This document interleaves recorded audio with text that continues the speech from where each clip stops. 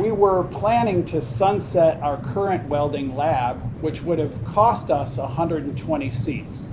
And thanks to this partnership we're signing today, we will retain those 120 seats for high school students who are interested in a career in welding.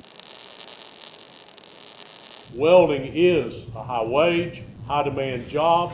We have this year, and been pretty consistent for several years, about 200 students on a waiting list to get into welding. All we needed were more seats for those students.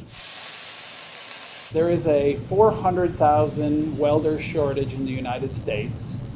For every 4 welders that retire currently, there is only 1 welder that we graduate. That doesn't meet that huge need nationally, nor even locally, but it does take a great forward step towards meeting that need with people that are ready to go. And we love it that we have an opportunity to recruit high school students from this welding lab, and they can walk right down the sidewalk and take dual enrollment classes and eventually enroll in college with us. This helps us meet the demands of our students, the demands of the workplace, and do a better job from both partners in serving our community.